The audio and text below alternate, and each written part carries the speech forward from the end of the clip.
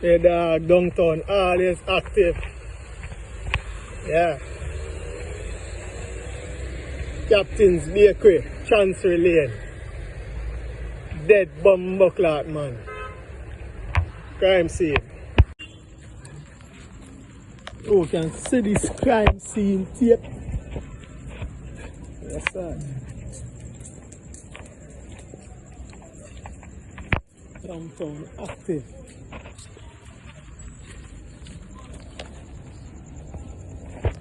Yeah man, downtown always active, man. You see me? Crime scene at a Chancery Lane. Captain's Bakery. Up and running, dog. On the spot news media, we got the latest news. We don't care about the views, we just representing right. Put local news internationally every night. On the spot, wave that Jamaican flag from left to right. Let's get it right, y'all know the type. We ain't dealing with the hype, we make it take flight. Yeah, man, my viewers and subscribers, what a one. A blessed and wonderful Sunday morning to each and every person out there tuning into On The Spot News Media. Now, my peeps, I don't know how we do it over on this side each and every morning.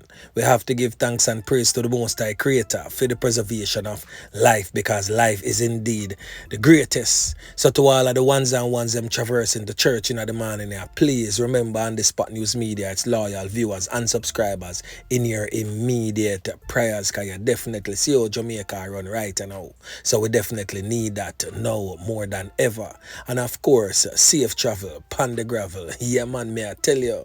And to all of the ones and ones them staying home in the morning, you don't know, say today are the official red rice and roaster day, the morning where each and everyone staying at the kitchen, I deal with the finger licking chicken or whatever sort of meat kind where you go prepare. So you don't know, just go and sit back, enjoy the Sunday evening for what it's worth. Just go and stay safe and please continue to look out on the corner here, because what the old dirty corner boy them always out there. Alerts. Yeah man. So first and foremost, we have to start off this morning blog by saying a big thank you to all On The Spot News Media loyalists. Yeah man, me I talk about my loyal viewers and subscribers. Even those who browse through the page more time, you don't know when something catch your eye. We definitely have to give thanks to all of the ones and ones them who have continued to support On The Spot News Media over the years. Now we have reached a milestone in our journey, 200,000 subscribers. So we definitely have to give thanks to that. And I owe it all to you, the regular members of Chan Public and also members of the diaspora, to keep this movement going. Yeah man. So in the morning, my peeps, I have a few stories to share with you, the regular members of Chan Public and also members of the diaspora. So please like the video, share the video, watch the entire vlog so you can get a full understanding and a better appreciation of everything we are going in Jamaica. So we have a few things for touch upon in the morning here. We are going to talk about the Fenke gun amnesty business or the government bring in. We are going to also talk about a particular video that I just uploaded on my Instagram at On The Spot News Media 876 on Instagram. No other On The Spot News Media wanna see out there. Not real. Yeah man. So anyway, I just uploaded that video on my Instagram because I've seen it in circulation. Many people are saying, yo, a Christopher Dodos quote that in a jail I live large. But I'm here to refute that claim. It is definitely not Christopher Dodos quote, and I have his full story for you. But before me get into any of that, I want to watch that video clip for me.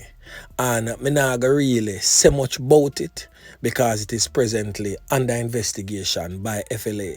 But I would definitely like to hear from you, the court of public opinion, as it relates to this particular video. Watch and see where I go on.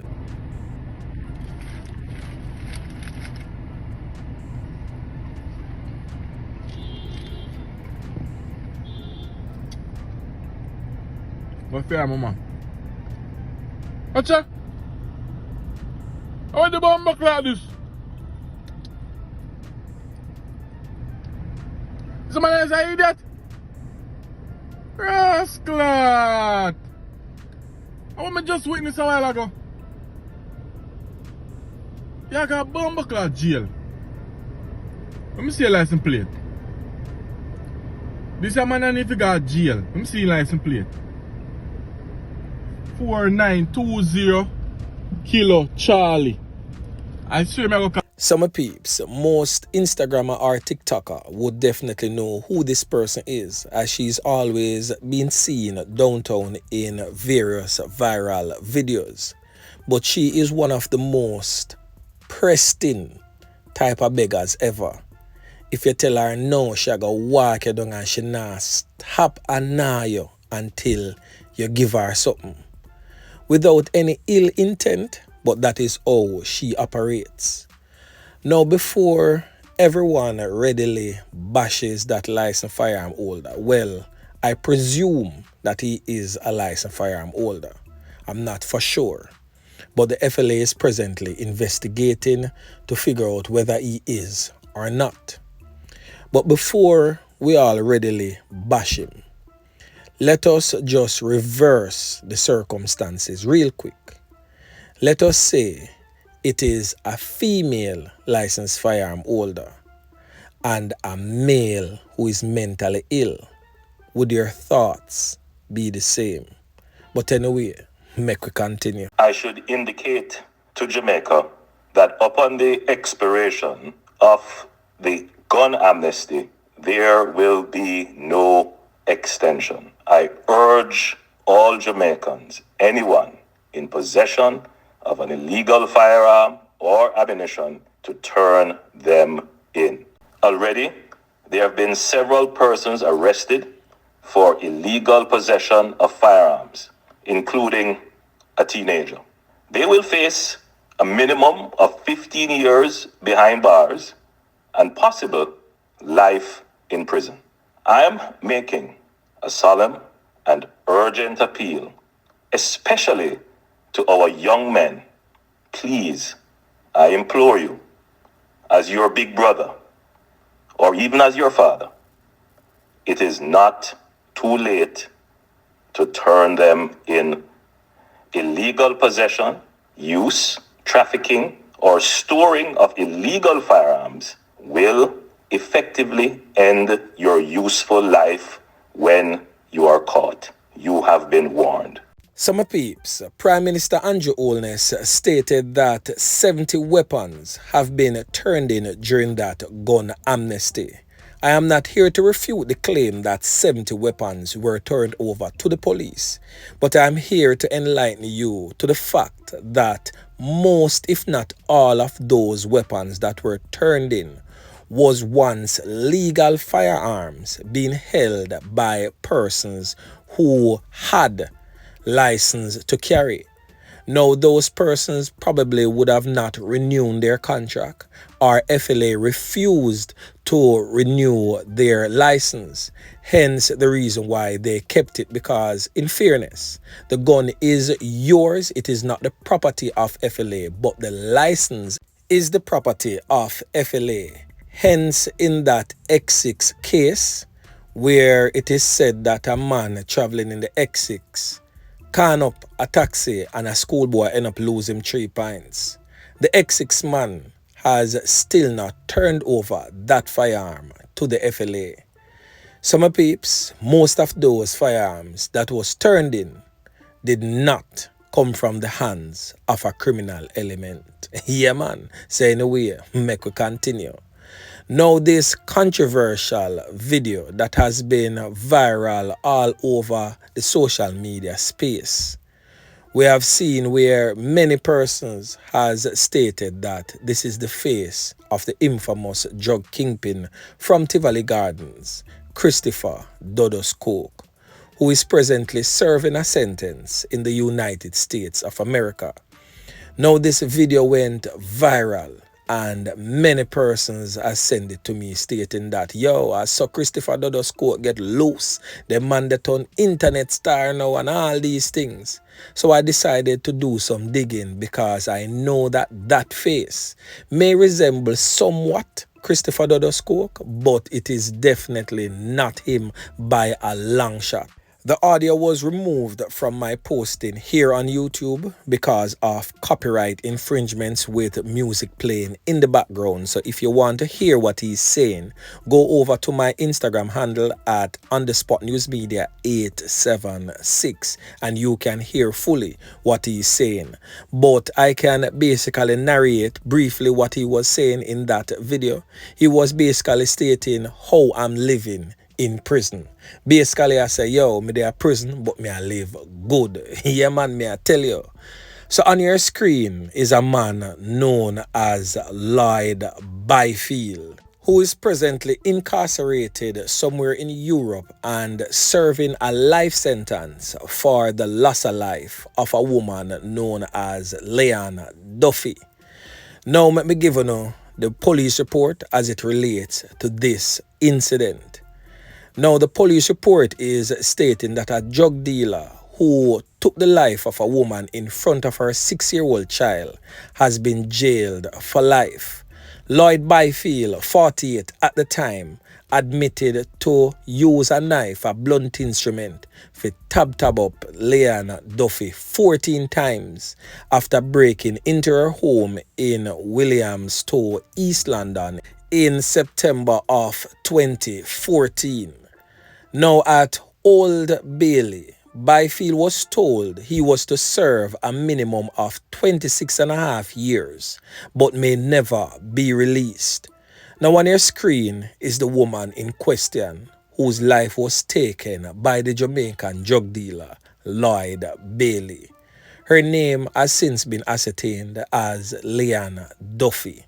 In Lloyd Byfield's criminal court case, the judge also told the court that the authorities failed to deport Byfield after he committed earlier crimes.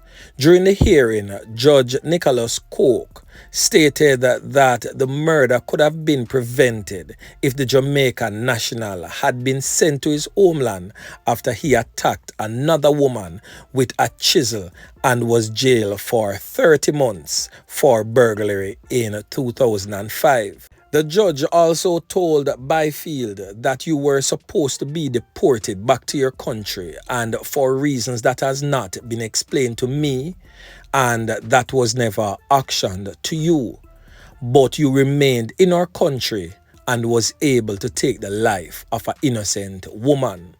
The Home Office stated that Byfield was one of about 1,000 prisoners released without being considered for deportation over several years, which then the Home Secretary at the time was sacked after this case was heard.